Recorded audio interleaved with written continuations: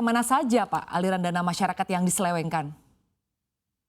Ya, tadi seperti di awal disampaikan oleh Kepala PPATK ya, ada indikasi-indikasi penyalahgunaan dari dana yang dipercayakan kepada yayasan ataupun lembaga filantropi yang ada ya, seperti membeli keperluan pribadi ya, rumah, villa ataupun kebutuhan-kebutuhan lain, dan juga itu uangnya digunakan untuk usaha, di mana ini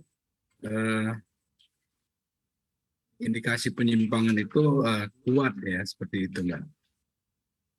Ya, baik. Pak, lalu apakah temuan PPATK ini memang dapat dijadikan bukti dan juga dasar pengajuan hukum Pak untuk menjerat para terduga pelaku ini Pak? Ya, secara umum apa yang dilakukan oleh PPATK ya, menerima laporan transaksi keuangan mencurigakan, transaksi keuangan tunai dari penyedia jasa keuangan ataupun penyedia barang dan jasa. Kemudian itu semua kita analisis, hasil analisis yang kita lakukan disampaikan kepada penyidik ya. Lebih pada kita membantu proses dari penegakan hukum yang ada. Jadi produk dari PPATK, hasil analisis maupun hasil pemeriksaan itu untuk mempermudah penyidik di dalam menemukan alat bukti ataupun juga mempermudah di dalam proses penegakan hukumnya, seperti itu.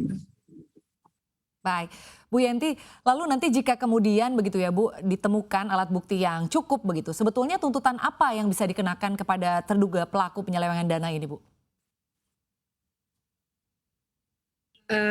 Mengacu pada adanya Undang-Undang Tindak Pidana Pencucian Uang yang harusnya memang menjadi sesuatu yang luar biasa, bisa menekan kejahatan ini, yaitu karena dengan TPPU itu bisa menelusuri siapa saja yang akan dijadikan dalam hal ini ya, menambah tersangkanya berkaitan dengan siapa yang menerima hasil kejahatan yang terkait dengan pelanggaran atau pelanggaran yang dilakukan oleh penghimpunan dana oleh ACT ini kan gitu ya. Nah, selain itu juga dari PPATK itu kan inilah maksudnya adanya Undang-Undang TPPU melahirkan munculnya PPATK, itu ada kalanya suatu kejahatan ekonomi itu justru yang memberikan info awalnya adalah PPATK. Ya, karena PPATK mendapatkan dalam pekerjaannya dan fungsinya itu adalah dia mempunyai produk yang namanya laporan hasil analisis tadi kan, dari penyedia jasa keuangan ya Pak ya, dari bank, dari mana-mana itu, termasuk yang saya inginkan tadi adalah kalau lembaga-lembaga filantropi ini menghimpun dana masyarakat, kalau dia akan mentransferkan dan mendapat transfernya itu harusnya juga termasuk yang lapor kepada PPATK, tetapi Indonesia tidak. Kalau di negara asalnya itu lembaga amal wajib juga termasuk melaporkan knowing your customers-nya itu siapa, berapa dananya. Itu jadi sejak awal kita tidak, ini yang sudah sejak 2002 kita bahas ini, kenapa Indonesia lembaga amal tidak termasuk yang harus lapor kalau mengelola dan kemudian ada transaksinya. Ini sekarang kejadian ini. Ternyata sudah lama ini ya Pak, beberapa tahun kan, karena memang kita nggak mau, lembaga amal nggak mau dimasukkan sebagai yang harus lapor kalau ada transaksi mencurigakan atau transaksi 500 juta ke atas. Ini tidak. Nah, ini sekarang terjadi. Nah, ini harusnya juga difikirkan untuk siapa-siapa saja yang harus lapor ke PPATK. Laporan dari PPATK tadi ini adalah nanti dikirimkan kepada penegak hukum untuk membantu penegak hukum, dan jelas ya kali ini bahwa penegak hukum juga mengetahui, menengarai ada pelanggaran atau ada kecurangan yang bersanksi pidana. Ini kan dari laporannya PPATK. Artinya betapa berjasanya, betapa pentingnya PPATK memberikan data-data, dikarenakan pekerjaan dan tugasnya dia mendapatkan data-data yang memang belum sebagai alat bukti, tetapi itu nanti dikirimkan kepada penegak hukum.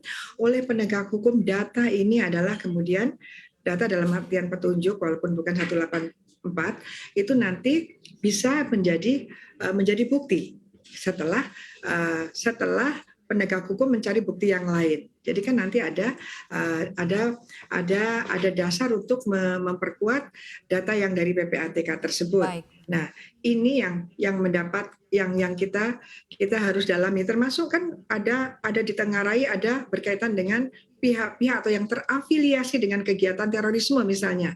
Ini harus didalami betul, ada Baik. apa tidak, benar apa tidak gitu. Baik, baik. Bu Yenti, lalu kita sekarang ke Pak Natsir Ya. dulu. Apakah sebetulnya PPATK atau lembaga berwenang lain begitu ya Pak, dapat melakukan penyitaan dana tersebut dan dikembalikan penggunaannya sesuai aturan dari Kemensos Pak? Anda sendiri melihatnya seperti apa? Ya, jadi memang ada ketentuan ya bahwa hasil kejahatan itu bisa disita untuk negara, tentu dengan proses ya. Setelah hasil analisis, hasil pemeriksaan yang dilakukan oleh PPATK disampaikan kepada penyidik, lalu penyidik mencari alat bukti, dan kemudian diteruskan oleh kejaksaan dan diputus oleh pengadilan bahwa bersalah dan uangnya bisa disita untuk negara. Tapi dalam praktek yang selama ini kita ikuti agak sulit memang dana-dana yang sudah diselewengkan itu bisa kembali ya, lebih kembali kepada masyarakat. Nah, ini kesulitan, salah satu kesulitan yang kita alami juga ya. Hasil kejahatan itu sulit untuk bisa dikembalikan buat negara ya. Kalaupun misalnya berhasil itu mungkin tidak bisa utuh ya, paling beberapa persen diantaranya seperti itu.